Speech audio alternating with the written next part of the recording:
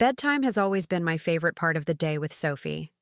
There's something about the dim light, the softness of her blanket, and her sleepy smile that makes the world feel safe. That night, as I tucked her in, she clutched her stuffed bunny tight and whispered with a grin that nearly melted me, "Mommy, Daddy took me to the house of the lady with the cat. Her cat is so fluffy." At first I laughed, thinking it was one of her playful dreams. But then my heart stumbled. I leaned closer, brushing her hair off her forehead, and asked softly, "The lady with the cat?" "What lady, sweetheart?" My voice was calm, but inside, I felt something coil tight. Sophie yawned, her little voice so innocent it hurt. "Daddy said she's his friend. We played with her cat and she made Daddy dinner." My chest tightened as the words sank in. Dinner? With a woman I had never even heard about? My pulse started to race, though I forced a smile for her. In that moment, I felt ice spreading through my veins. Mark had never once mentioned a friend with a cat, let alone bringing Sophie along. A house, a dinner, a woman. It was all wrong. Sophie's lashes fluttered closed, drifting into sleep, blissfully unaware of the weight of her confession. I sat on the edge of her bed, trying to breathe evenly, while my thoughts spiraled. Something was off, terribly off, and I knew this was just the beginning of finding out what. I stayed there longer than I should have, watching Sophie's chest rise and fall in steady rhythm. Her tiny body was so peaceful, her dreams untroubled, while mine were already cracking open. I wanted to shake off what she'd said, chalk it up to a child's imagination, but it gnawed at me. Kids don't invent details like dinner and cats out of thin air. Those words felt too specific, too real. My stomach twisted with a dread I couldn't name. Walking out of her room, I closed the door quietly and leaned against the wall. The hallway light flickered, casting uneven shadows on the floor. I pressed a hand against my chest, trying to steady the thudding that wouldn't quit.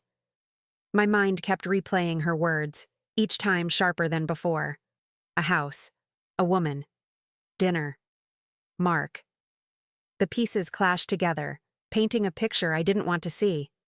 Yet I couldn't unhear Sophie's little confession.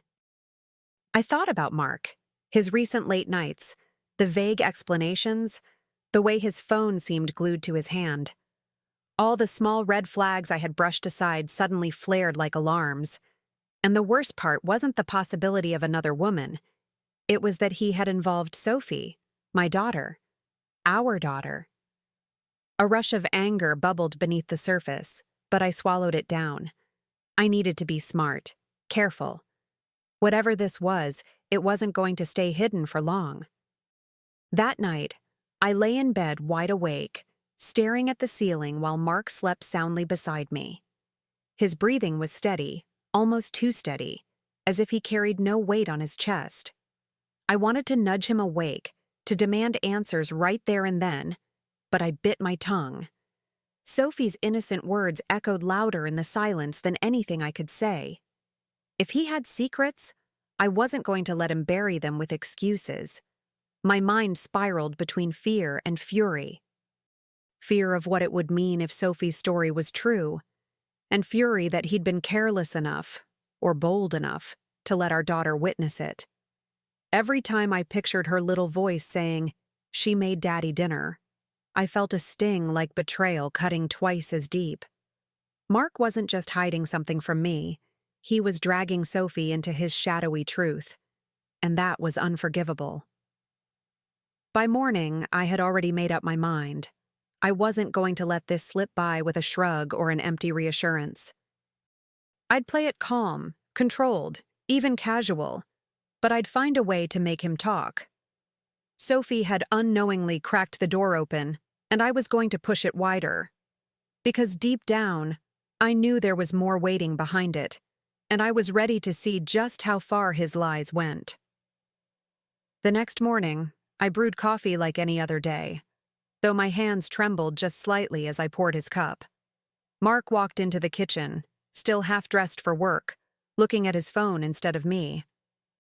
I forced a smile, keeping my tone light, as though last night's revelation hadn't cracked me open inside. Sophie mentioned you took her to a friend's house. The one with the cat? My words hung in the air, casual on the surface but heavy with intent. He froze for the briefest second, so brief most people would have missed it. But I caught it. His eyes flicked up, sharp, before he masked it with a grin that didn't quite reach his face. "Oh, it was just a coworker," he said quickly, waving it off. She needed help moving furniture. Sophie got bored, so the cat kept her busy. The lie rolled off his tongue so smoothly, I almost admired how rehearsed it sounded. Almost. I leaned against the counter, stirring my own coffee slowly, though inside I was raging. "Strange," I said, tilting my head as if the thought had only just crossed my mind. "Sophie said the lady cooked you dinner." His smile faltered, his grip on the mug tightening ever so slightly. "You're overthinking, Emily," he snapped, the edge in his voice cutting through the room. "Don't start drama where there isn't any." I sipped my coffee, nodding, pretending to let it go. But in that moment, I knew I had caught him. I let the silence stretch just long enough to make him uncomfortable.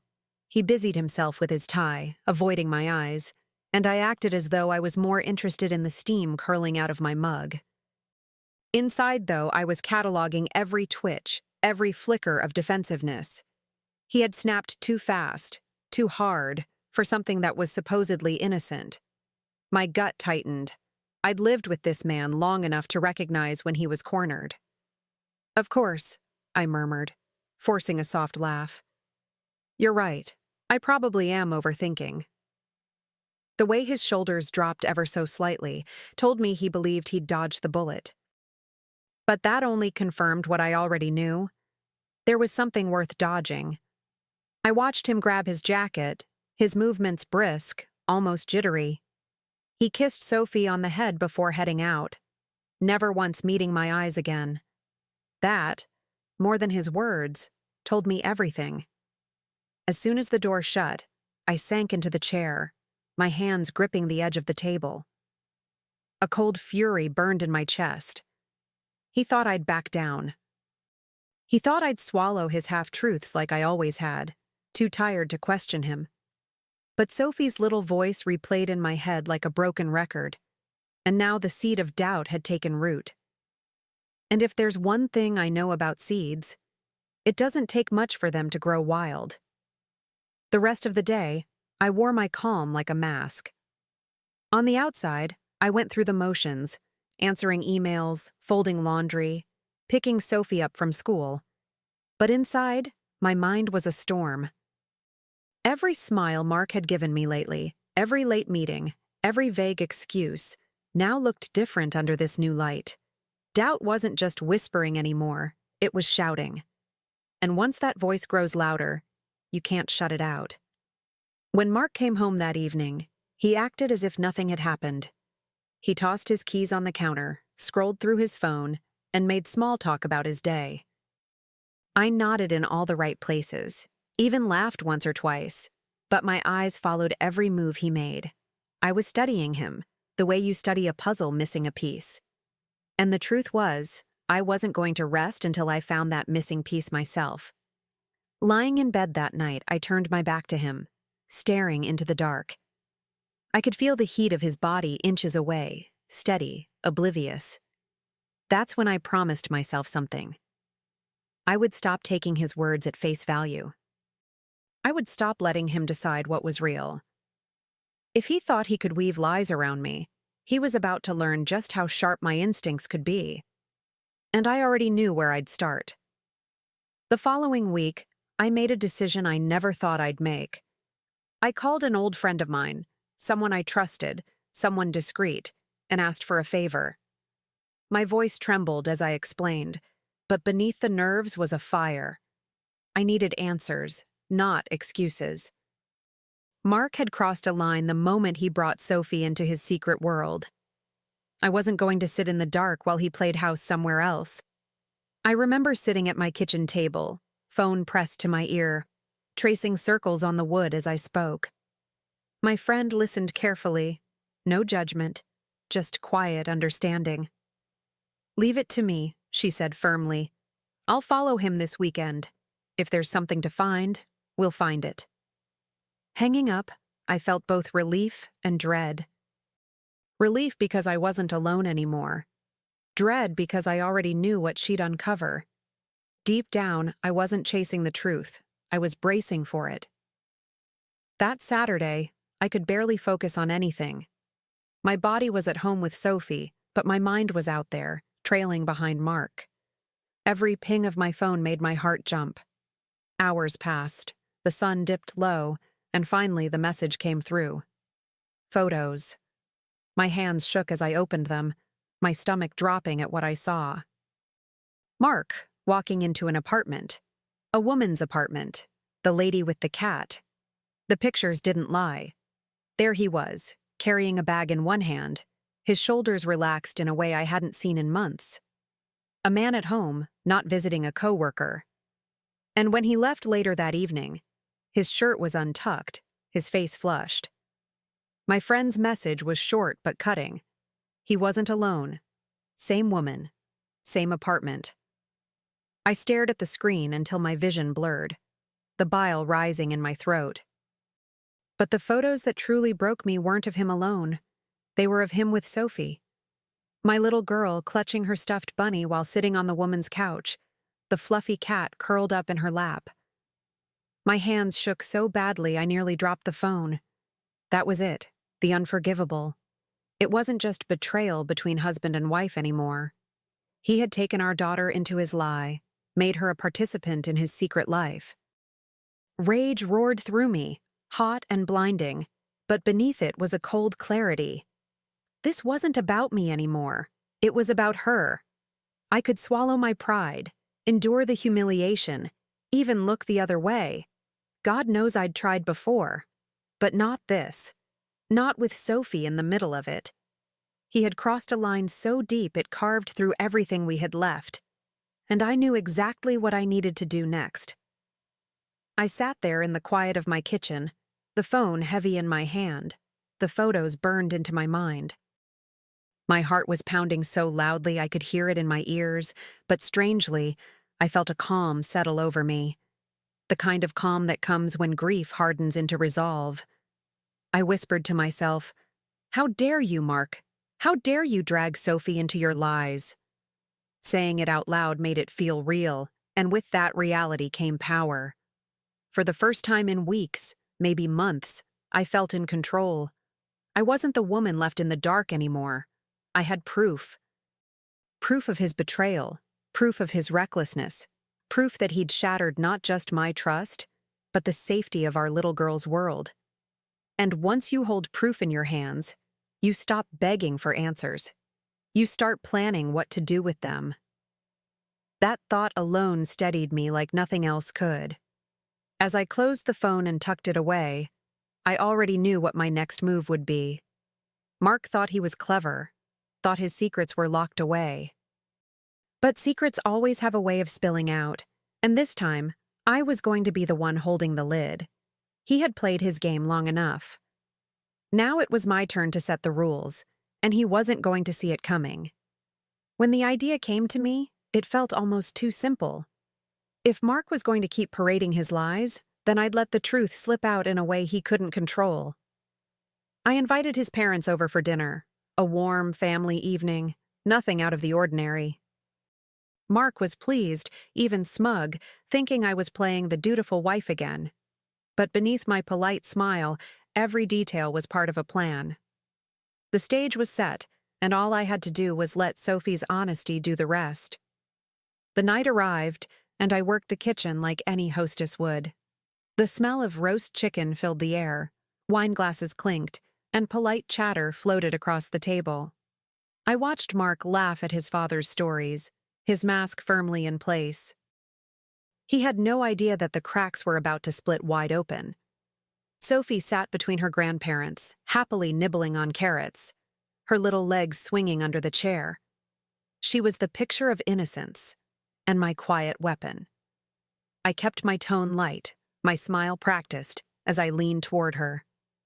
"Honey," I said sweetly, "why don't you tell Grandma about the nice kitty you played with?" The words slid off my tongue like honey, but inside I was steel. Sophie's eyes lit up, and she clapped her hands, eager to share. I held my breath, watching Mark stiffen in his seat, the fork pausing halfway to his mouth. The trap was springing, and he didn't even know it yet. Sophie's face lit up the way only a child's can when she's talking about something she loves. "Oh, yes," she chirped, her little voice carrying across the table. "Daddy always takes me to the ladies' house. She has the softest kitty, and she gives Daddy kisses too." Her words rang out, clear and unfiltered, slicing through the cozy atmosphere like shattered glass. For a moment, no one moved. The silence was deafening. I watched his parents freeze, forks hovering mid-air, their eyes darting between Sophie and their son.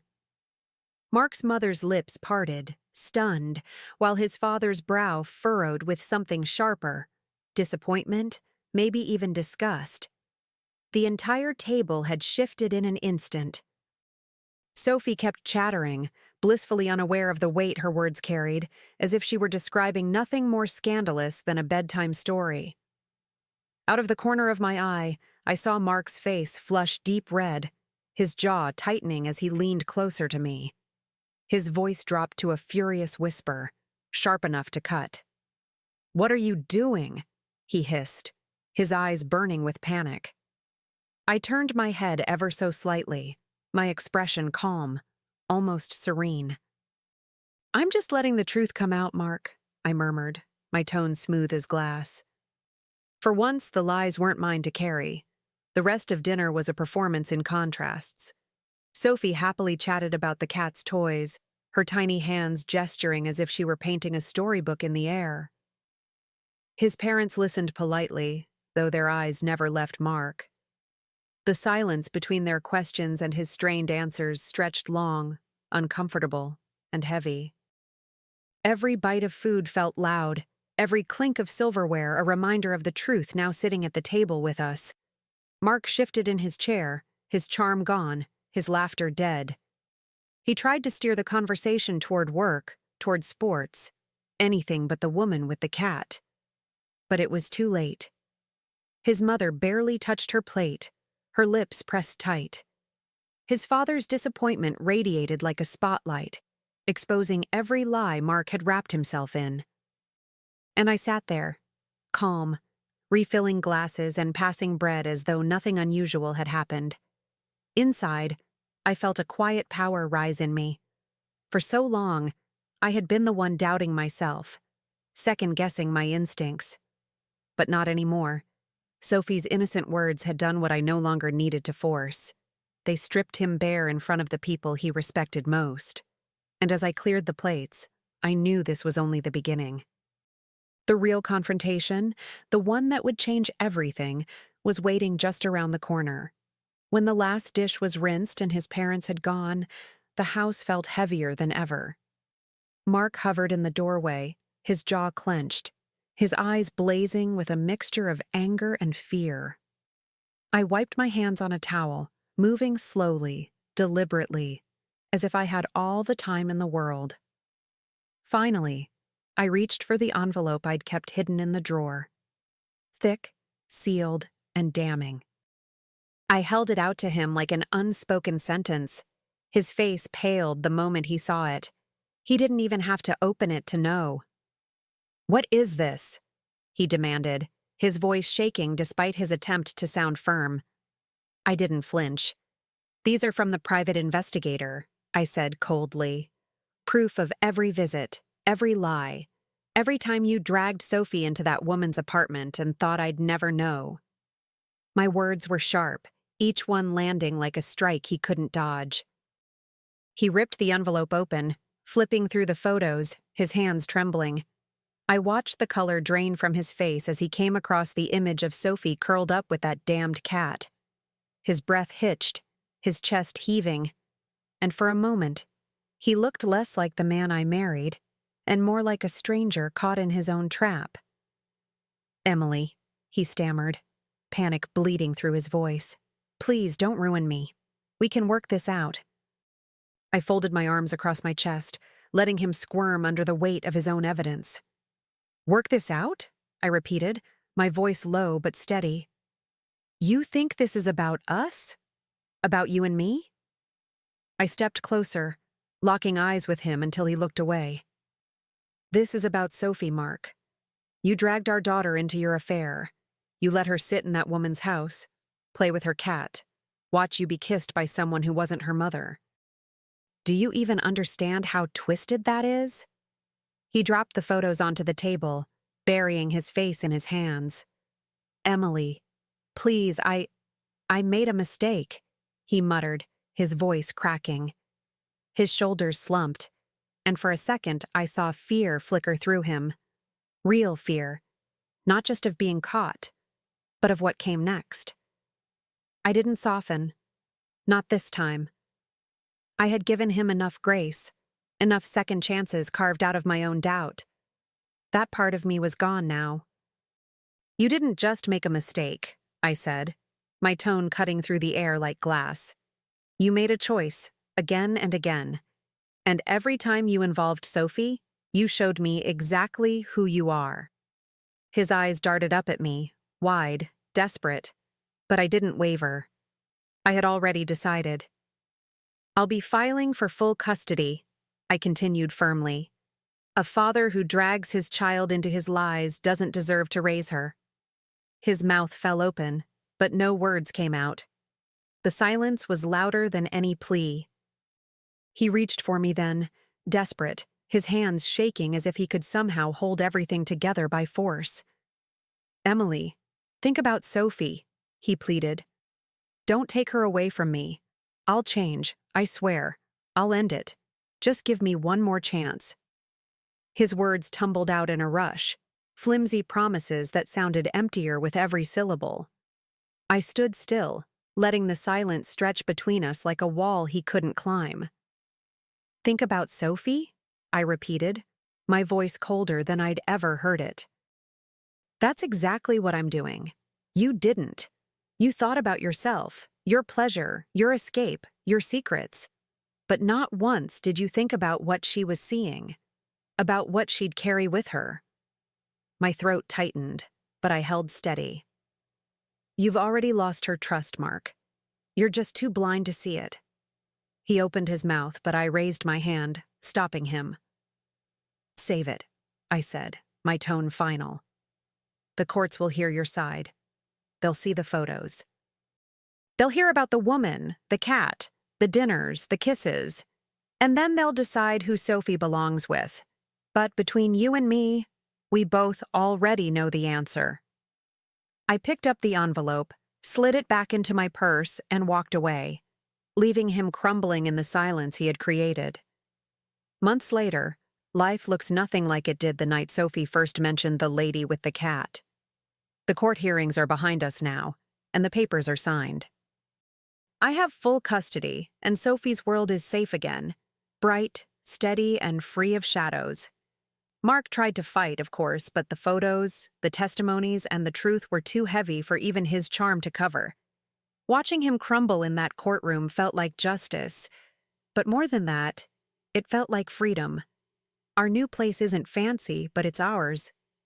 The walls are painted in cheerful colors, Sophie picked out herself, her artwork taped proudly to the fridge. At night, we curl up on the couch with popcorn, movies, and laughter that feels lighter than it has in years.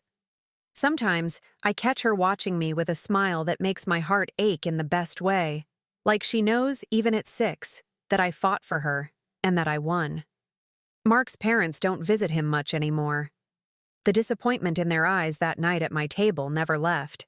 They see him for what he chose to be, and in their own quiet way, they stand with me. I don't need their approval, but I won't lie. It feels good to know I'm not alone in this truth. For once, the lies belong only to him, and the life Sophie and I share is built on something real. There are moments when the past still knocks at my door, memories of his betrayal, the sting of those nights I doubted myself. the image of Sophie holding that cat while he played house behind my back. But those moments don't control me anymore. They remind me of what I overcame, of the line I drew and refused to cross again. Pain used to define me, but now it's just a marker of how far I've come. Sophie has adjusted better than I dared to hope.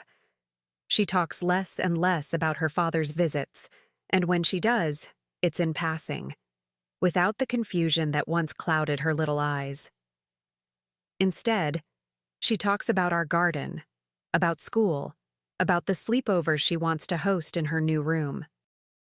Her laughter fills the house like music, and I find myself holding on to those sounds like they're treasures. Because in truth, they are. And me? I'm stronger than I ever imagined. The woman who once second-guessed every gut feeling now stands tall, certain, unshaken. I look at myself in the mirror, and I don't see the betrayed wife anymore. I see a mother, a fighter, someone who turned betrayal into power. And as much as Mark tried to break me, in the end, he gave me the gift of rediscovering who I really am. One evening, as we settled into our little living room, Sophie climbed onto my lap with her blanket and whispered, "Mommy, I love our new place. It's so happy here." Her words pierced straight through me, softer than any verdict, stronger than any proof. I kissed the top of her head, my arms tightening around her, and for the first time in a long time, I felt truly at peace. I smiled, my voice steady as I answered, "Me too, sweetheart, me too." And I meant it with every fiber of my being. The walls around us no longer carried the weight of lies. They carried our laughter, our quiet mornings, our late-night talks about silly dreams and future adventures. Every corner of this new life held freedom, and in that freedom, I found justice. Not just for me, but for her. Revenge hadn't been about destroying Mark. It had been about reclaiming myself, protecting my daughter, and showing him, and everyone else, that betrayal didn't break me. It built me. And as Sophie drifted to sleep in my arms, I knew one thing with unshakable certainty. This was our beginning, not our ending.